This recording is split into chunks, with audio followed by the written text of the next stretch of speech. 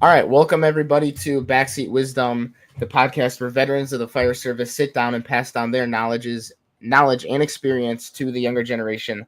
Tonight, I am joined by Dena Ali. Dena is a battalion chief with Raleigh Fire Department in North Carolina. She is the program manager for the First Responder Center of Excellence. She holds a degree from North Carolina State University. She is also an executive fire officer program graduate through the National Fire Academy. Dena, thank you for coming on tonight. And is there anything else I missed in the intro? No, that was great. It always feels awkward when people read it because it's like, Right. No, everyone that I've done this with so far, has like a page long bio, and they're like just make it short. I don't want people talking about me. Yeah. As somebody's reading your bio, you're sitting there and you're like, oh.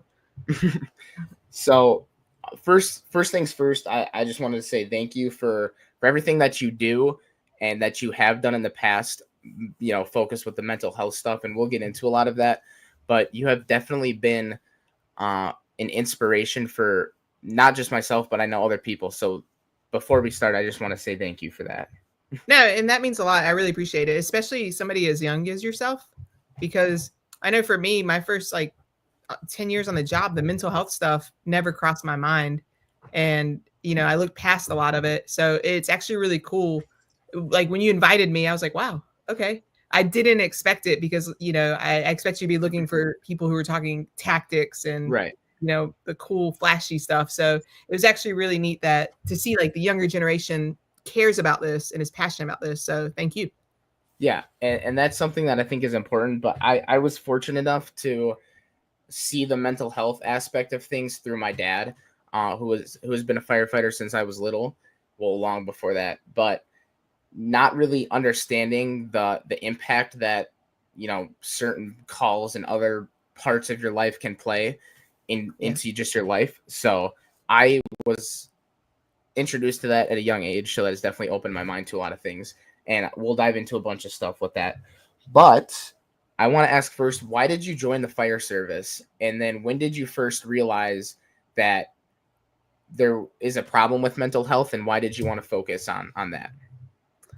So I'm embarrassed to say, because now knowing your age, there's a TV show that came out before you were born called Rescue Me.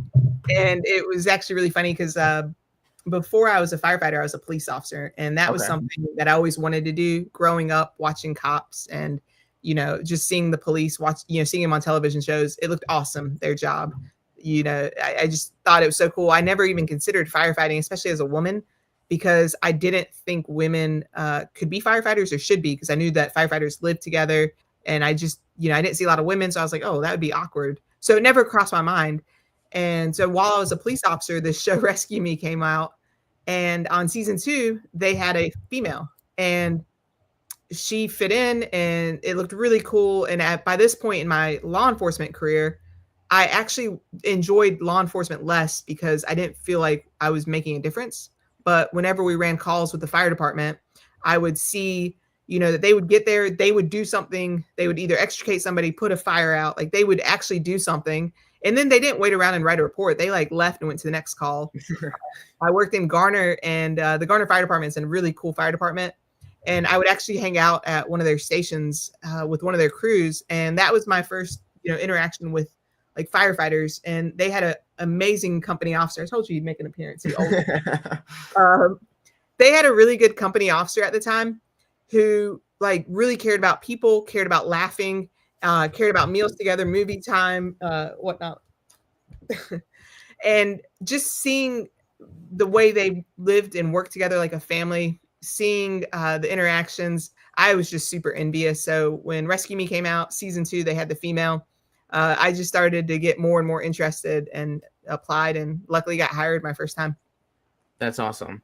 I was going to ask this, but I have a question from someone already. Is there a difference between how women are treated in the police/fire departments? And I want a shorter-ish answer now, because I want to dive deep into that later. So is there a difference between how women are treated in the police and fire departments? I think a little bit, because there are more women police officers than there are women firefighters.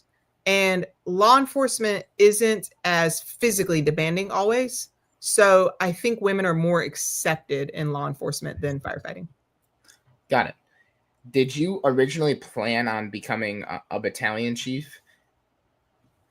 No, actually, in my whole career, I always looked at the position I was in or the very next position. And I actually listened to this motivational speech once, and it really stuck with me. And sometimes I actually go back and listen to it. But in it, the speaker says that we should be micro ambitious. And what he means is we're constantly looking for these big goals, we're constantly looking for something far off. And in doing so, we're not enjoying the moment. And he said, when you're looking for something far off, you might miss that shiny thing in the corner of your eye. And I just remember listening to that, and it really resonated with me because I realized it's true. If you are a young firefighter and your focus is on being a chief, you're not going to really appreciate and enjoy the position you're in. And so I always tried really hard to be micro ambitious. And I still try to do that now. And sometimes I find myself, getting caught up in, other opportunities or, what's next or whatnot. And I realize like right now, battalion chief, in my opinion, is one of the best positions in the fire department. And I could promote, and there's other, ranks that would pay more and come with, I guess, other benefits like take home cars. But I look at them and really truly pay attention to them. And I don't see them as being as enjoyable as actually being a battalion chief. Right. How was it getting to that position? Like, were there people that were trying to take you down? How was that whole experience? Well, I will say the cool thing about our fire department is up to battalion chief, it's strictly competitive with an assessment center. So as long as you prepare and you study and you perform well, nobody can stop you. So it was every single time I promoted, it was off of a test ranking system. So That's awesome. Another question from someone: who/what motivates you? Mentor, author, family members, anything like that? Oh man, that's such a loaded question because there are so many people that motivate me, and throughout my career, I've had so many mentors.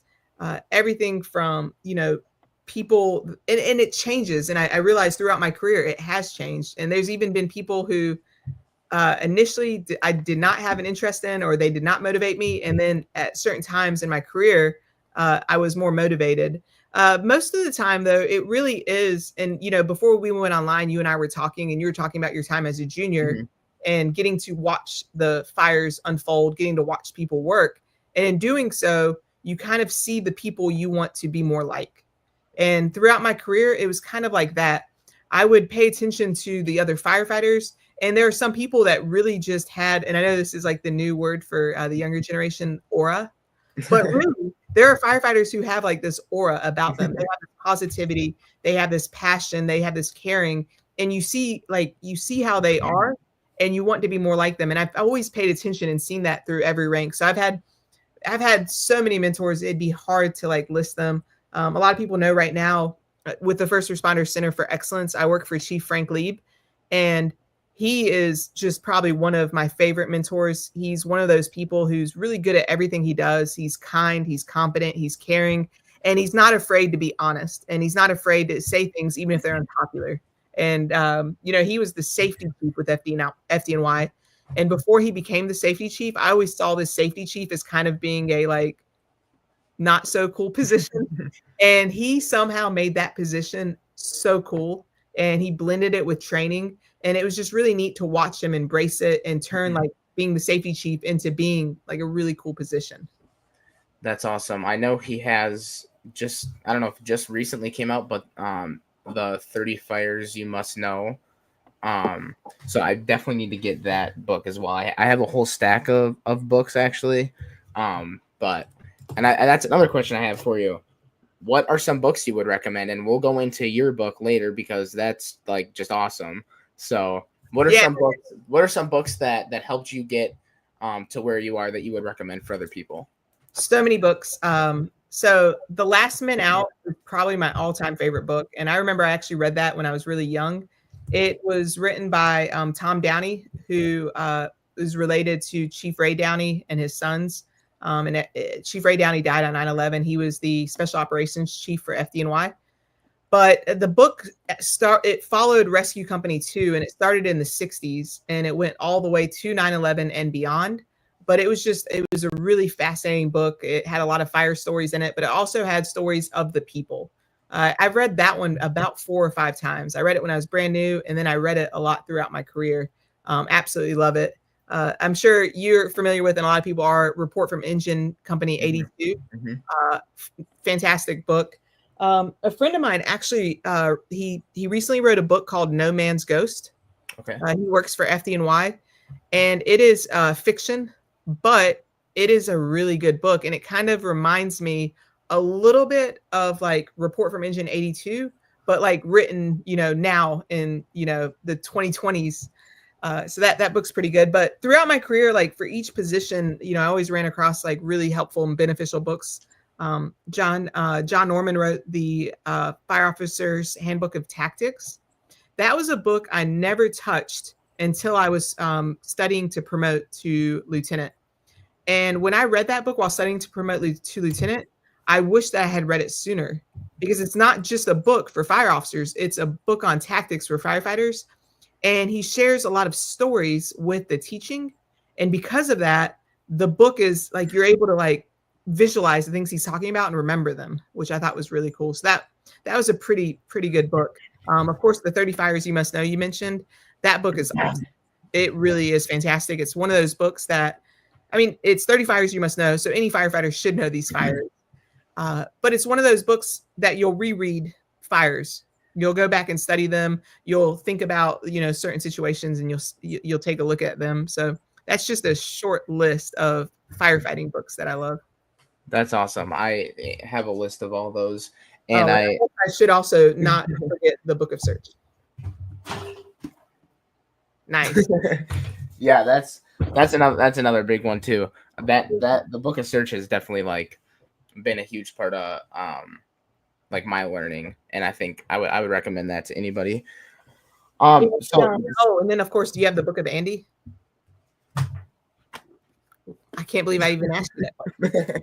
That was just a gift. That was a gift I got a few months ago. Shout out Lucas Price. Yeah, so we're on the topic of books. I was gonna wait till later but let's go into your book.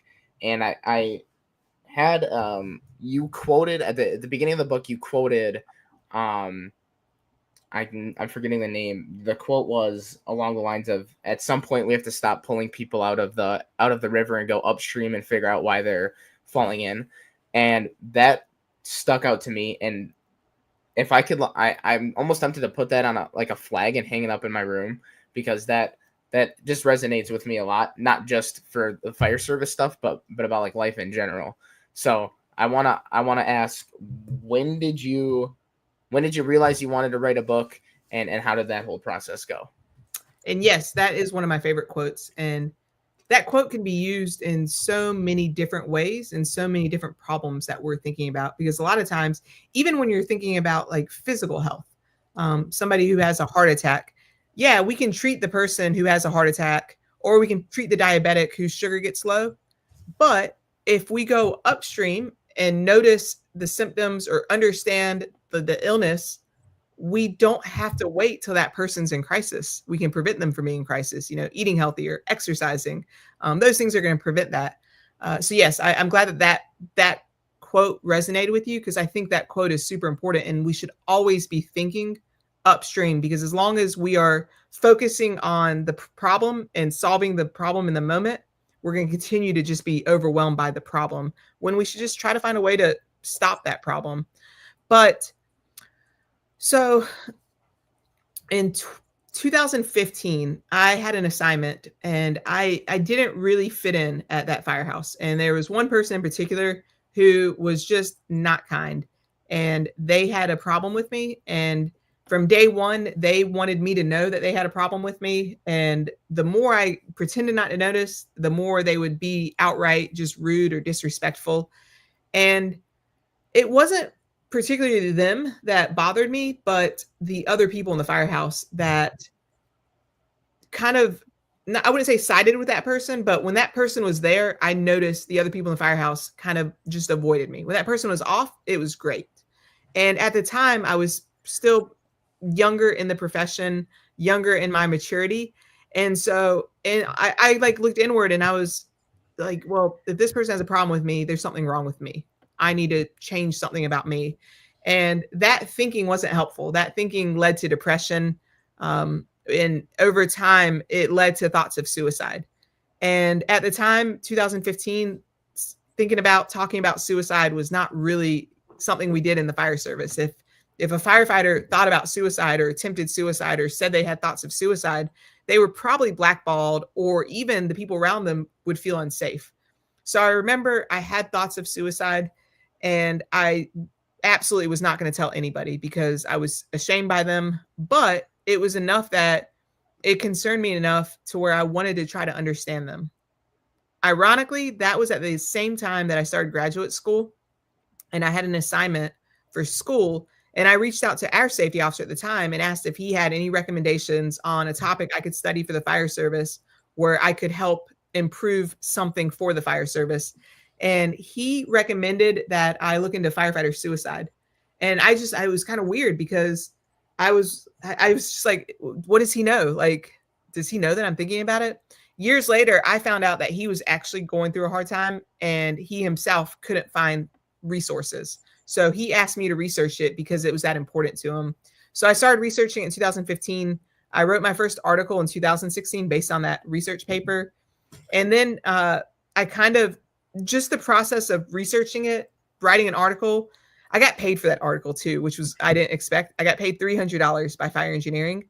And in graduate school, each class was costing me $700. So I told myself, man, if I could take an assignment each semester and turn it into an article, it can help pay for grad school. So I'm gonna be honest that that's why I started trying to write more articles, because it was gonna make financially a lot easier.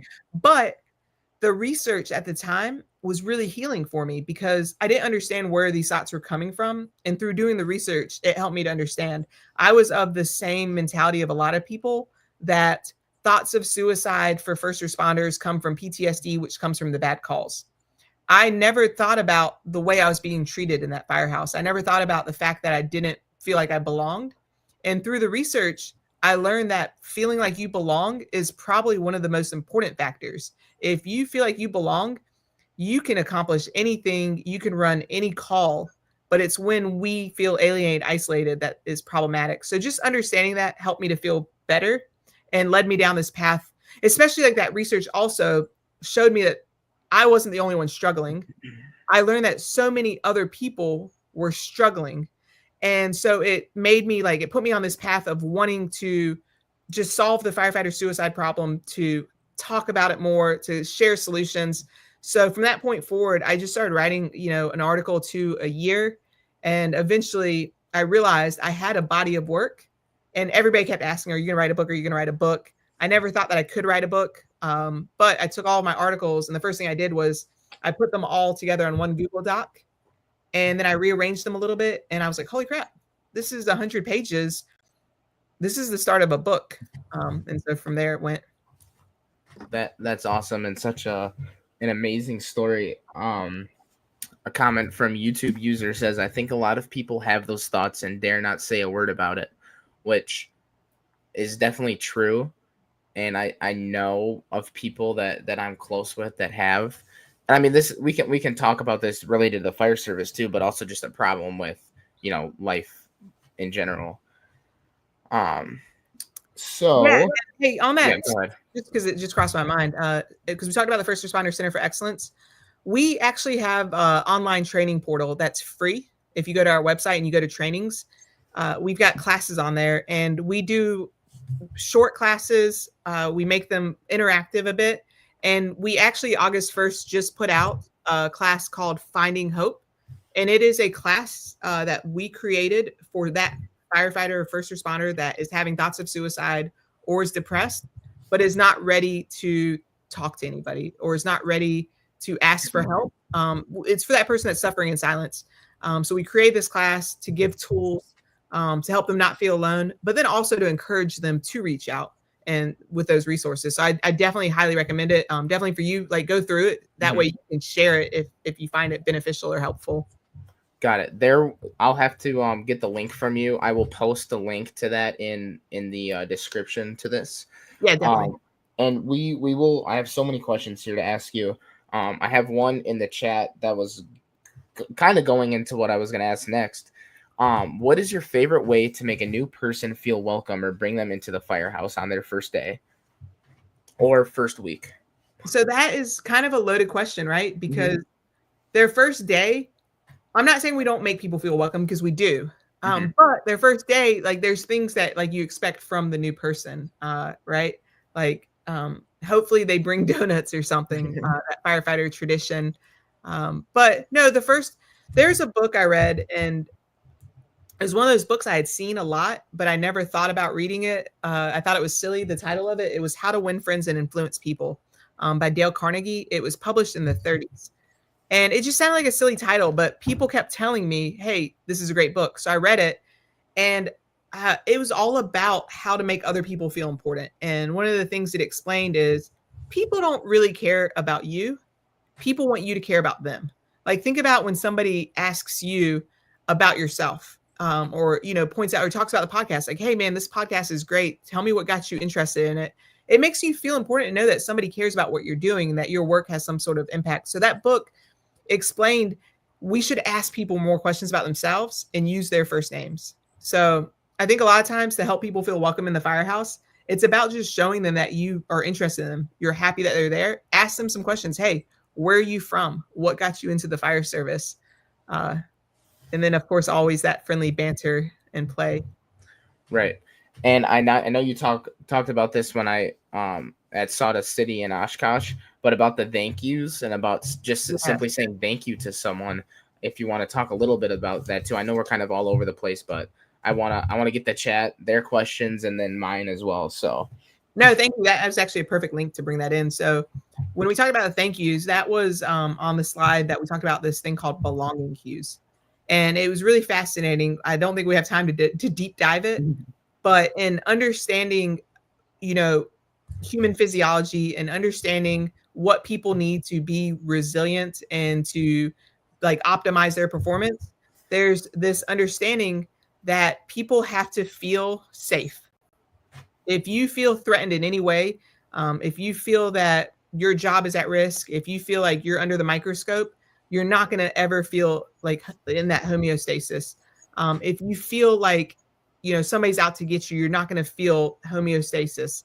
And belonging cues are the same as safety cues, and every organism on the planet responds to safety cues.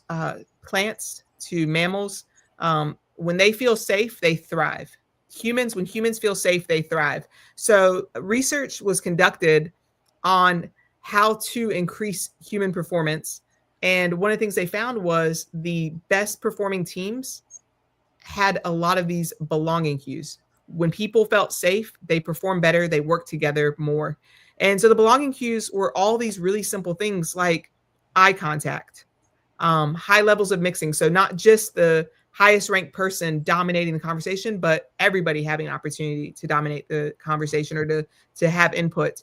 But one of my favorite ones was just those small gestures, like thank you. And I thought about it afterwards. I would say thank you to people. I say thank you to people. But if I've thanked somebody once, I try not to do it again because I don't want the word to lose value. But in the research, it said, don't worry about the word losing value. Anytime somebody does something worthy, thank them. And so I started paying attention to when somebody thanked me. And I realized like how powerful that was. Just last night, I sent an email and had CC'd my boss answering a question. And he replied, thank you, Dena. That's exactly, correct. And just that, thank you, Dena, like kind of lit something up in my head. Like, oh, wow, I did good. Like he appreciates me. It made me feel really good. Chief Lieb, he's one of the best at it. He's always expressing gratitude for the work that we do. And every time he does it, it makes me feel good and it makes me want to do more work. So yeah, I'm glad you pointed that out because that is important. Like when that newer person or anybody you work with, when they do something good, when they go above and beyond, when they help, when they, you show them something and then you see them doing what you showed them, thank them. Hey, I Mhm. see you doing that. Thank you. And people will do anything when they feel appreciated and seen. Right, and that is definitely super important. But I saw like a few weeks ago, last month, the picture of you, and it actually was like on a lot of pages of you pouring the coffee for like, like a crew, which is just awesome because you don't rarely see like a battalion chief doing that. So that's definitely another thing too, is like a role model who serves as well is definitely needed. Yeah, that was a cool picture. That was a cool moment. We were actually all at a firehouse for after action review, and I went to get Okay. coffee, and then everybody's like, "Hey, I want coffee," and our fire photographer just happened to stop by, and he got that picture. So that was a pretty cool picture. Absolutely. I want to go a little bit into when I was in at Sawdust, you talked about after a fire, you send like a Google form to like each company or each station. So if you can talk a little bit about that, because I think that is a great idea that other people should learn from. Yeah. So that actually, I don't do that after a fire, but we Okay. do Okay. the after action review. So Okay. I send a Google form about once a year to all of my company officers with 3 questions, and it started from Frank Viscuso's book, Step Up and Lead. He recommended you ask 3 questions: What should I start doing, stop doing, keep doing? So something that I don't do that I need to start doing, something that I do that I need to stop doing, and then something that I do that y'all appreciate. And then in some of my research, I saw that Google kind of did something very similar. What can I do to make you more effective? What should I keep doing? So I sent out a survey with just those 3 questions. Hey, what's something I can do to make y'all more effective? What's something that I do that I need to continue to do? And then what's something that I need to stop doing? And the feedback on that is really cool. I learned things that I didn't know, things that maybe I do that annoy people, things that I do that they appreciate, or things that they want more of.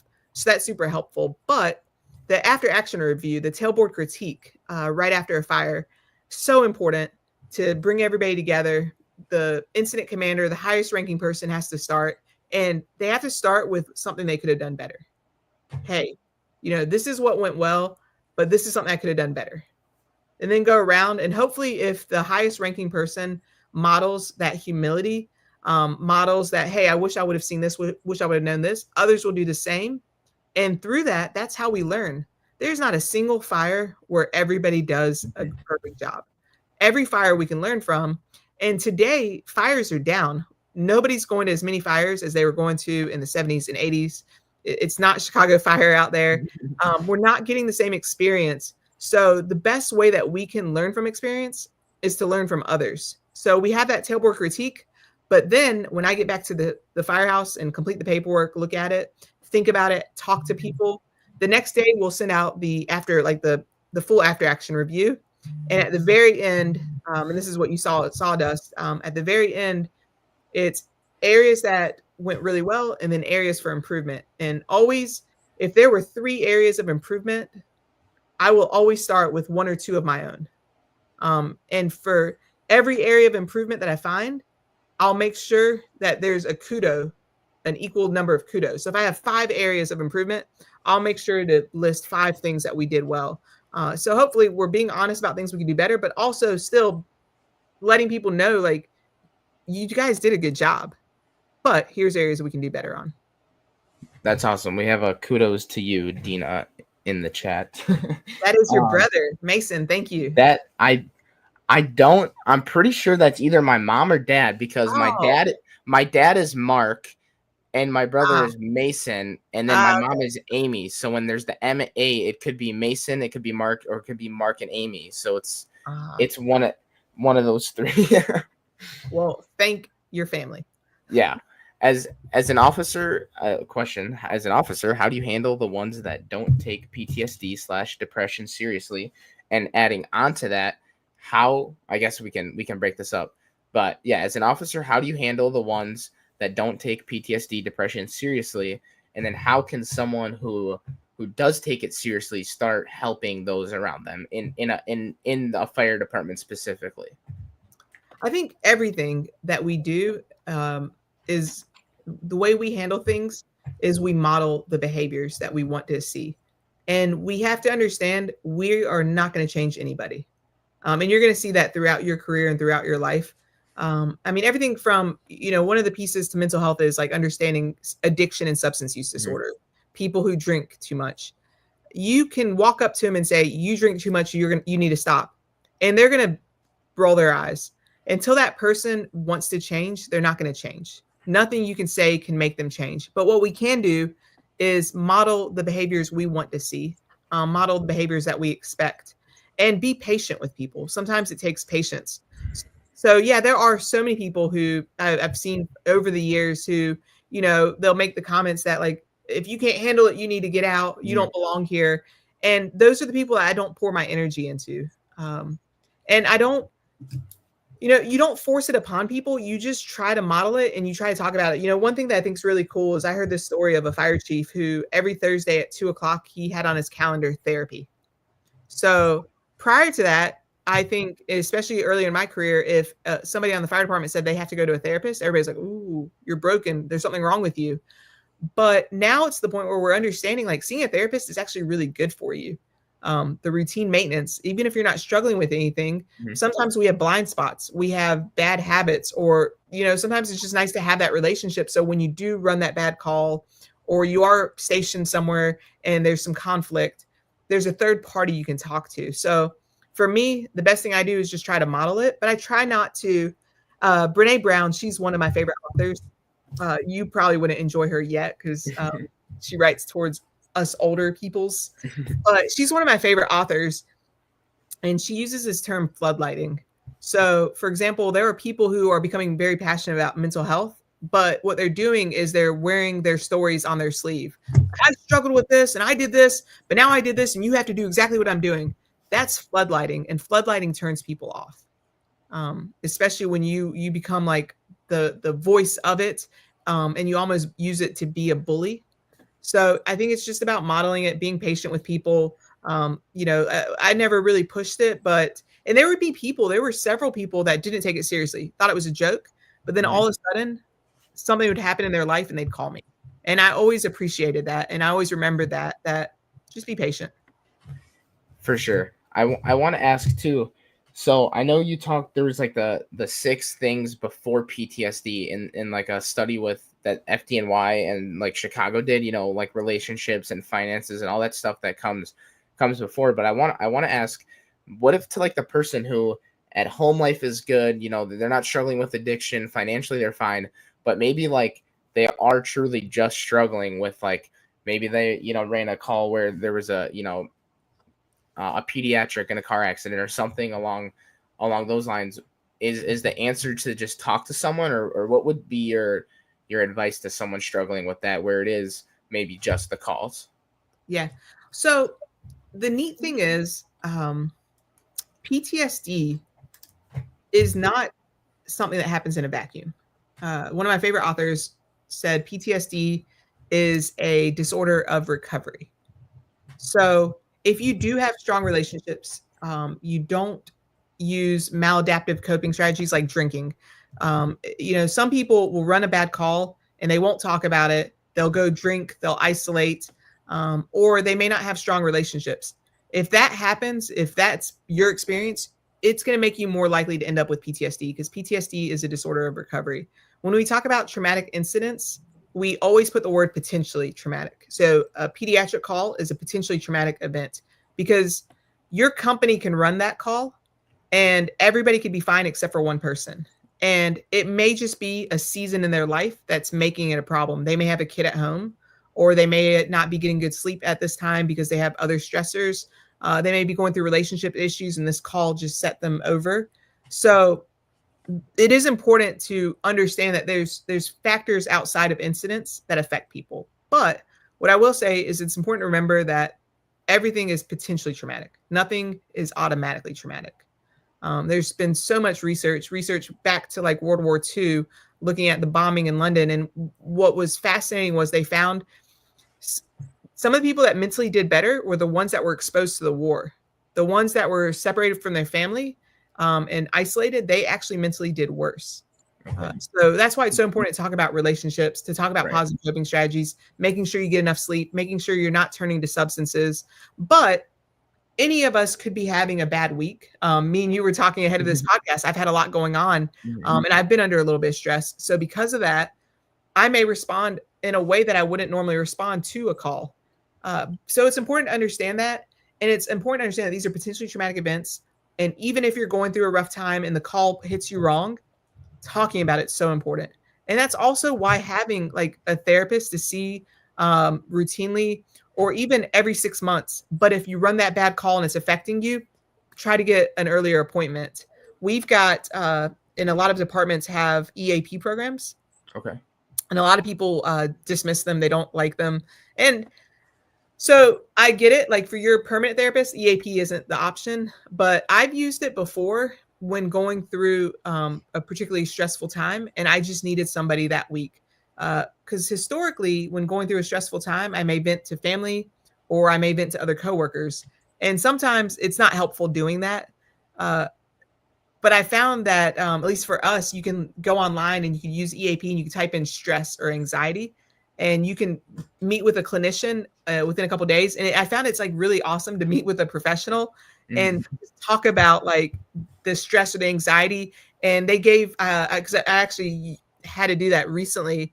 And for the first time in my life, I was going through a bit of stress that was causing me at night to not sleep because I kept ruminating.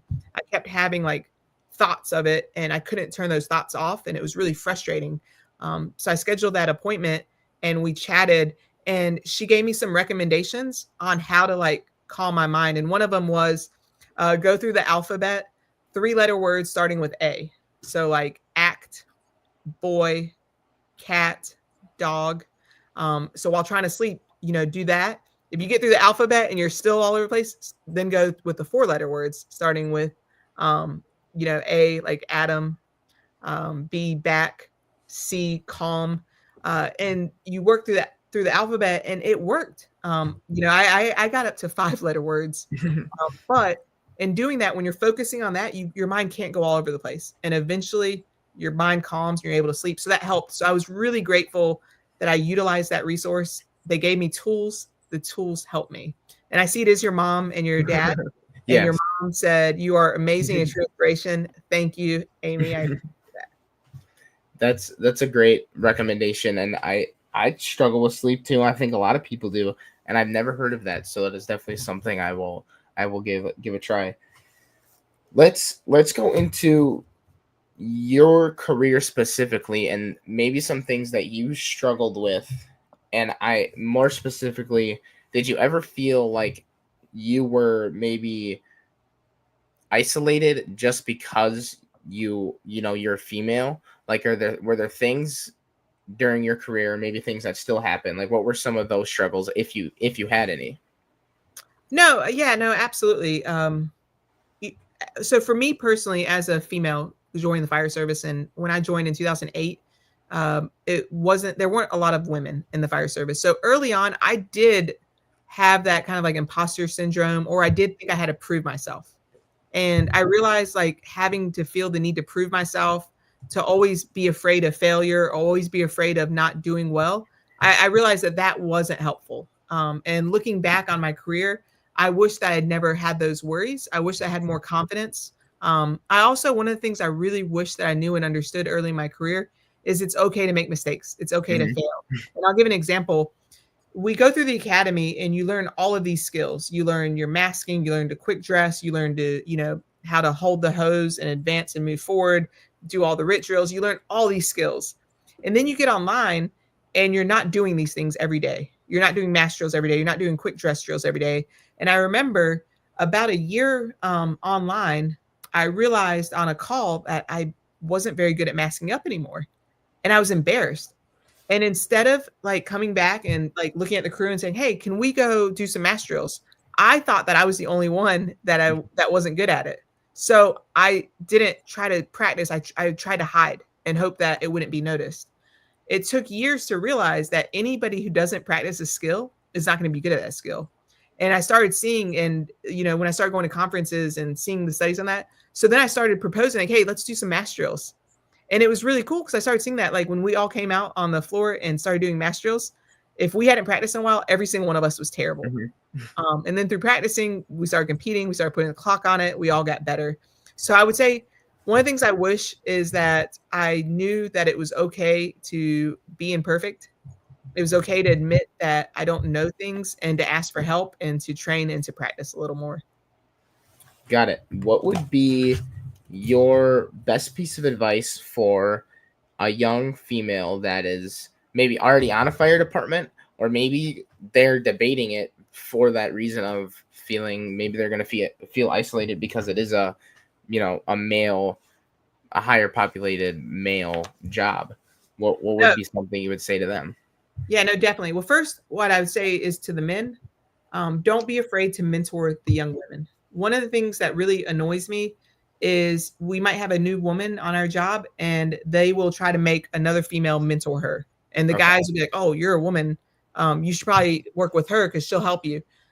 What I would say though, some of my favorite, like connecting with women was super important. I have some really good women that I work with that are good resources.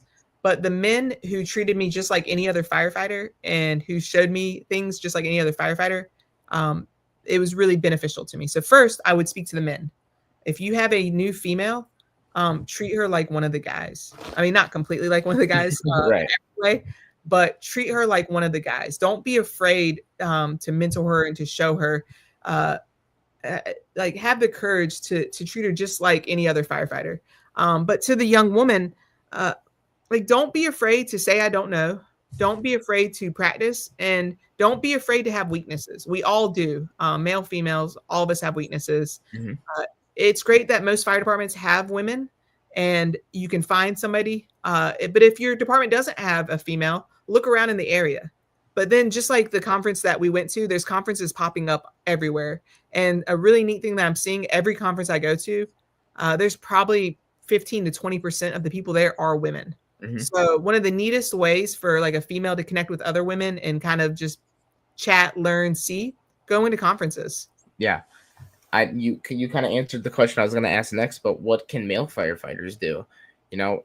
Is there anything else you would add on to that of just treating women the same that you would and not being scared to teach them as well? Would you add anything to that men can do differently?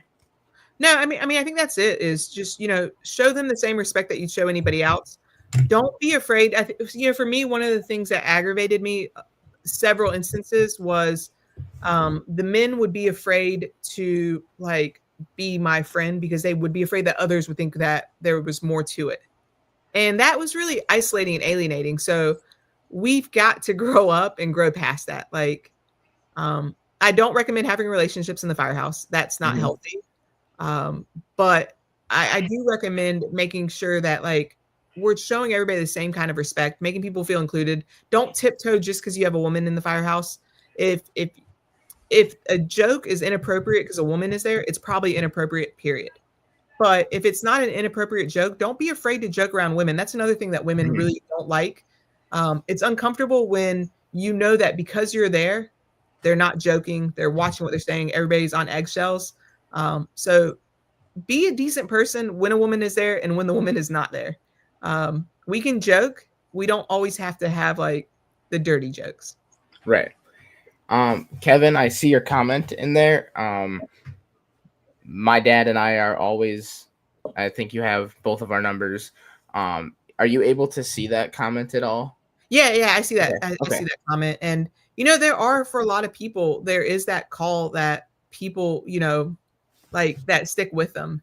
And that's why one of like the most important things is being able to talk about it. And there's so many different avenues, journaling, but that's why having that therapist on standby, because a lot of people don't understand, when you see a therapist, it's not just laying on a couch talking about your childhood and, being fixed. Sometimes it is seeing, that counselor and just understanding blind spots, understanding positive ways to cope. But sometimes there's actual therapies that help people solve issues. And a really neat thing that I heard in one of my early peer support classes is we had a clinician that came in and she talked to us about a therapy that she provides called EMDR therapy. And it's a really neat therapy that basically is able to take an emotion and actually strip it away from a memory. So if you have a traumatic memory that whenever you think about it, it makes you anxious, EMDR actually can help remove that anxiety from the memory. So she was telling the story about how she learned to be an EMDR therapist and she was going through the training. And up until that point, since she was 5 years old, she had panic attacks. When she was going through the EMDR training, that training helped her to realize that the panic attacks were because of something that happened to her when she was 5 years old. Okay. And just going through that helped her to like understand that and resolve that. So that's why I say, man, don't ever be afraid to see a therapist, and don't be afraid to search for the right therapist. Finding the right therapist is like finding the right pair of running shoes. The first couple you try may not work. So make sure you find somebody that you connect with, you feel safe with, you feel like you can be yourself with. Absolutely. I want to ask too a little bit about your department. How many stations is your department? So the City of Raleigh Fire Department has firehouses 1 through 29, but we Okay. only have 28 firehouses because there's no Firehouse 13. That was, and also in our downtown high rises, there's no floor 13. So Okay. there's this idea that, that 13 was a bad number or whatever. We have an engine 13. So station 1 has engine 1 and engine 13, but we don't have station 13. Okay. And how is the culture there of checking up on each other? Is that something that is maybe just in your battalion, or is that something that's like a department wide thing? Like, do you have resources that come from maybe the chief or assistant chief down, and how does that work? So when you have a larger department, you end up with a bunch of small departments in that larger department, if that makes sense. And even we joke at the Raleigh Fire Department that we have 3 shifts, and all 3 shifts are like 3 different departments at times. We have 5 battalions, and depending on the shift in the battalion, it can be, one versus the other. But I will say, we've got a lot of really good support within our firehouses. We've got a lot of people who are trained in peer support. We have chaplains. We have a staff psychologist. We have a caring health and safety officer. So we've got a lot of really good resources, which is really neat. But, and I think I said it in Wisconsin, if you have a really awesome company, you don't need a lot of other resources. Mm-hmm. The original, strongest, best peer support is your company. But we all know not every company has that strong leader, that caring leader. There's bad apples everywhere. But a really good company can make a huge difference, especially under really good leadership. And we've got a lot of that in our fire department. I see it. I see companies that will never have to reach out to peer support because they take care of each other. That's awesome. I want to ask too about the. I'm trying to think of the proper way to word this, but I don't know how much experience or maybe if at all in the volunteer setting on departments where it's not always the same 3 or 4 guys, or it's not the same shift. Maybe it's 5 guys on a Wednesday, and then you don't see those 5 for a week, and then it's 3 different. Like what I'm getting at is how can in a volunteer setting, we at my department we have a designated safety officer, and I would say that we are pretty well with checking on each other, but maybe for the person who's on a volunteer department, that how can they start, pushing for that change? Yeah, no, that's a really good point. I'm glad you mentioned that because you're absolutely right. There are some volunteer fire departments where every day you're working with a different crew and you don't know like what you're getting that day. Mm-hmm. But one of the neat things that I appreciate about volunteer fire departments, and I worked for a volunteer rescue department before I got onto the fire department, before I got into Raleigh Fire Department. And we would have like a lot of social events. We would do a lot of things together. And I think even if you're not always with the same crew, you develop relationships with people. And you have those social events. You have, nights at somebody's house, game nights, sporting events nights, or even, a Saturday where we're selling stuff or cleaning or, doing whatever. And you develop those relationships. So definitely with the volunteer fire departments, one of the best things you can do is try to create social events, try to create opportunities for people to come together and just be together. It doesn't always have to be a shift together. Right. I don't know how the comment got in there. Not that that's a bad thing. But that's something I've recently done too, is writing things out. Just like you kind of said, writing small articles, maybe not for the same reason, but I think that can also be beneficial too. Um, Yeah, there's actually tremendous research on okay. journaling and writing. And in fact, it was really fascinating to learn that if you have a traumatic incident, one of the best things you can do to process it is just to write it.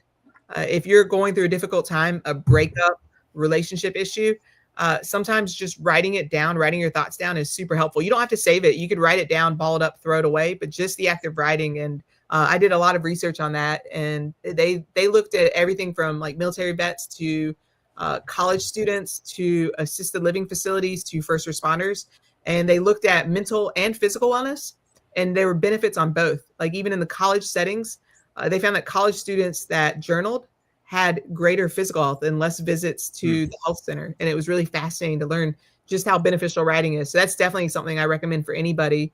If you're going through a tough time, if you're having thoughts, if you know, even in bed, keep a journal beside you in bed. A lot of our, at least for me, I solve a lot of the world's problems at like midnight. So write it down. And one of the things I learned is sometimes if your mind is rethinking things, if you just stop for a second and write it down, your mind will stop, which is really cool. Yeah, absolutely. What is a conference, maybe a conference or a speaker lecture, something along that line that you sat through that stuck out to you the most? Man, I've been so Go ahead. yeah, I've been so fortunate. I've been so absolutely fortunate. I've been to so many conferences. I've seen so many incredible speakers. I'm embarrassed. Who was the person, the very first speaker at the conference in Wisconsin? We had Sam Hiddle from Wichita, No, and then it was just like 15 minutes, like the very first speaker. there was JD Ducharme. That might have been him, but Yeah, I don't. I've been so fortunate. I would say my favorite, the person who's like stuck with me the most is Aaron Fields. Okay. He teaches nozzle forward. Yeah. He is just probably one of the best firefighters out there, but also he's one of the best humans out there. And somehow his class is all about firefighting and tactics, but it's also about being a better person, which is really cool. Shannon Stone, he's out of Florida. He's another one of my favorites, but it's hard for me to I feel bad because there's so many out there that have just stuck with me, and I've written pages and pages of notes. You know, I'm a battalion chief now. Dan Shaw was the first speaker that spoke on incident command that really hit. Doug Mitchell out of FDNY, he speaks on multiple topics, but his presentation is incredible. And there's one thing he quotes General Hal Moore, and one of the quotes that he talks about is 3 strikes and you're not out. There's always one more thing that you can do that can change your situation. And I appreciate that because I think sometimes we think failure is the end, or we look at 3 strikes and you're out. And I appreciate, like, no, 3 strikes and you're not out. There's always one more thing you can do to change your circumstances. Absolutely. Kevin, I hope this answers your question. I was going to ask this. What's your best advice to an officer to better their crew? What can someone in that lieutenant or captain's position do for their crew to make them feel more welcome? And I know we've talked a lot about that, but to them specifically. Yeah, confident humility is super important. So be confident, know your job. Don't be afraid to be good at your job, but always be humble. And the backbone of humility is the ability to admit that you make mistakes. So don't forget that. That's important. Be that confident, humble person, because again, what you model, people will pick up on. And the book, The Culture Code, influenced the class that you sat in Wisconsin. And that book was just incredible. But one of the things the book talked about when it first opened is it said the definition of culture comes from the root of the Latin word to care. So if you want to build a strong culture, it starts with caring. And caring is not like a one and done. Caring is something that is continuous. And it's about how you show up every single day. And it's about remembering to care about the people first, care about who they are, care about what they're going through, know their names, make them feel important. You know, like, for example, you as a company officer shouldn't be the person every day saying, hey, we're going to train on ladders. I'm going to go out there and teach y'all. No, like, hey, at the end of the cycle, can you teach us a class on ladders? It doesn't matter if they're not good at it. I know from my experience, if I was given that project, I would go learn everything I could. And then the simple act of learning and teaching would make me better at it. So it empower people, build them up, give them opportunities to lead and teach, and, just care about your people. For sure. Um, I should have asked this like at the start because now this may not relate entirely. But when I sat through at Sawdust, you mentioned the FDNY and post 9/11, how the suicide and homicide rates dropped like throughout the entire city. So if you want to just talk a little bit about that and why, for someone wondering like why, and if people, I didn't know that when I first heard that, so that's kind of crazy to me. Yeah, no, it's absolutely fascinating. And the same author that explained that PTSD is a disorder of recovery is the one that first quoted like the statistics out of New York City. In the 6 months after 9/11, suicides and homicides dropped drastically. Clinicians who had patients that they were seeing regularly opened their hours for extended periods of time because they expected so many people to be struggling because of 9/11. And even their patients who had significant issues, all of a sudden their symptoms resolved.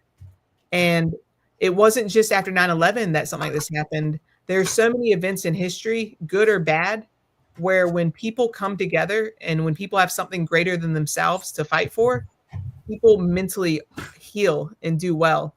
So, Dr. Thomas Joyner, who does a lot of research on suicide, he's also a big sports fan.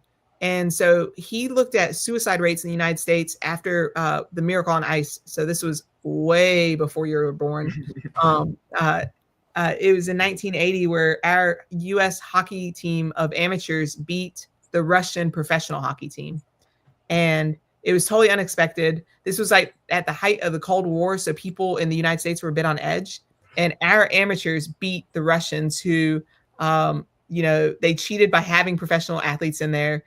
They were kind of seen as like spreading communism at the time.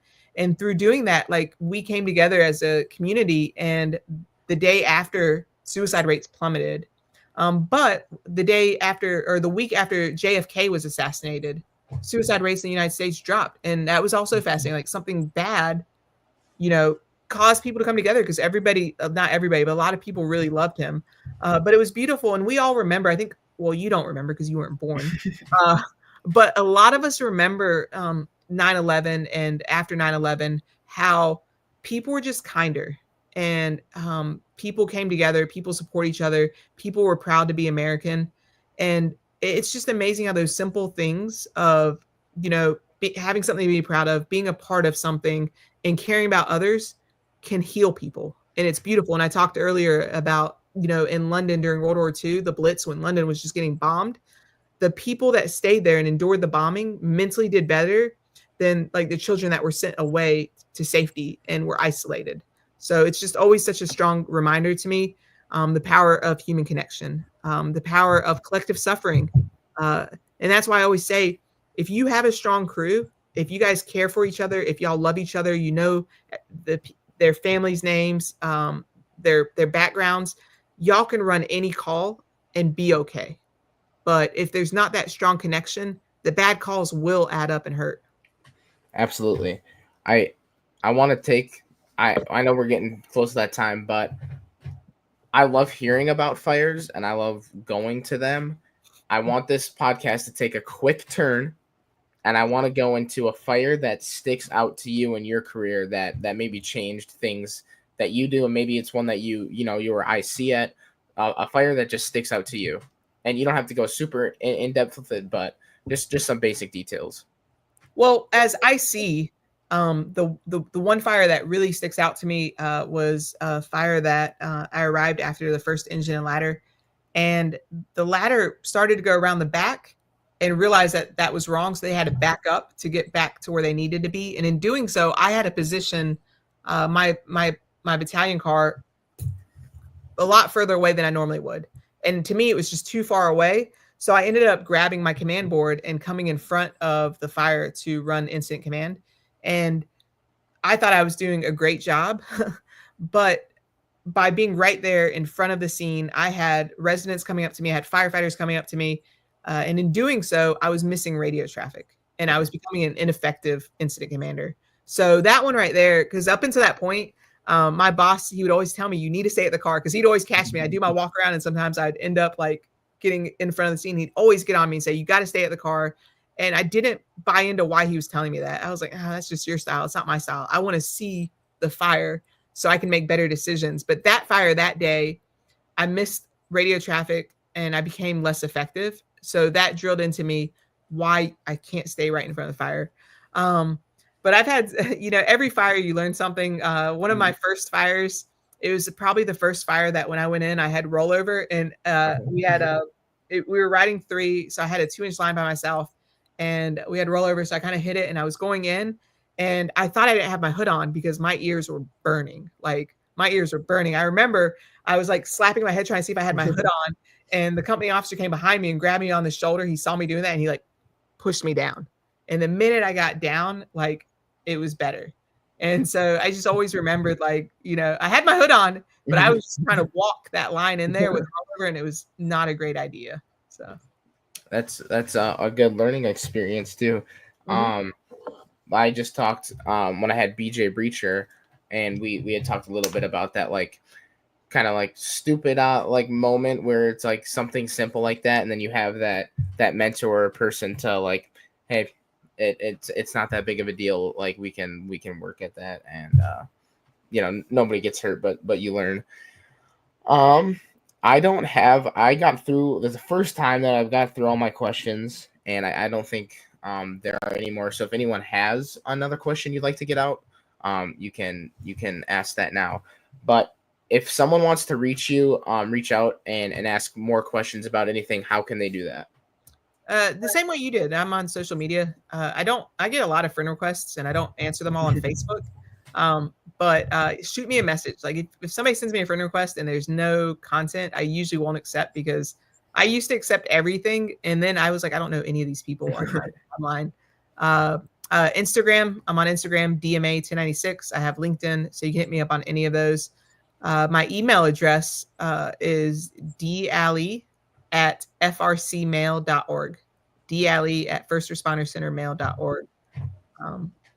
Do you do a size up when you get on scene? That's a question by Kevin. Absolutely. And before I do a size up or an arrival report, we all should be doing size ups. But before I do my arrival report as a battalion chief, I do a walk around. I make sure I get on scene. The people are working.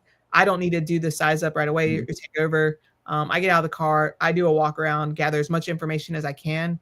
And then I do a more thorough arrival report, and also try to make sure I can list where everybody is. And Alan missed that. I missed it from the beginning. He was late. Yeah, what the heck, Alan Jeffrey Christensen? that's one of my good friends that obviously did not listen to the start of this podcast. But I think that's about all I have. So thank you for coming on. Like I said, I know it was short notice, and you made the time to do that. So thank you. Absolutely. No, this was fun. I appreciate what you're doing. It's really cool to see you, like, just young in the career, but you're so engaged. You ask really good questions. I can tell, like, you've got a really bright future ahead of you. So thanks for inviting me. It meant a lot.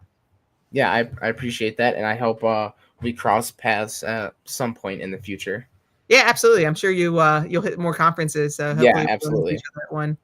So. I leave for college next week, so these episodes are going to be out of my dorm room, which is going to be a little interesting, but we'll make it work. Where are you going to school? Fox Valley Tech in Appleton, just like 15 minutes from where Sawdust was. That's awesome, man. Congrats. Yeah, thank you.